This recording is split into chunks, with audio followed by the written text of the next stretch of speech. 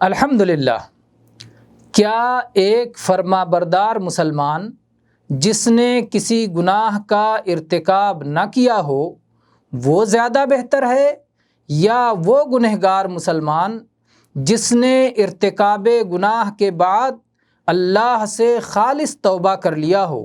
دونوں میں سے کس کا درجہ بڑا ہے اور کس کی فضیلت زیادہ ہے؟ اس سوال کے جواب میں علماء کے ایک گروہ کا یہ کہنا ہے کہ جس نے نافرمانی نہیں کی، نافرمانی کر کے خالص توبہ کر لینے والے کے مقابلے میں زیادہ بہتر ہے۔ ان کی دلیل اس طرح ہے۔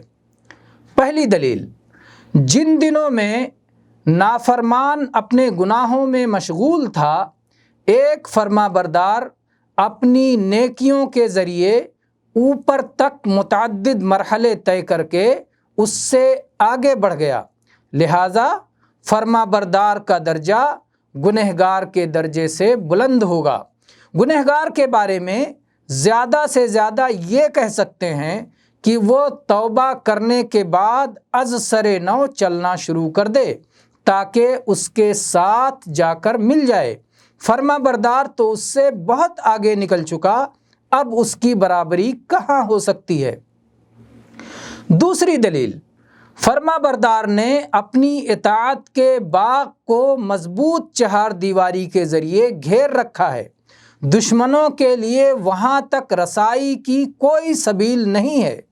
اس کے پھل پھول میں مسلسل اضافہ اور سبزہ و رونق میں پہم افزائش ہو رہی ہے، جبکہ گنہگار نے اپنے باغ کی دیوار میں شگاف ڈال دیا اور گناہ کی وجہ سے اس میں ایک دراڑ پیدا کر لیا۔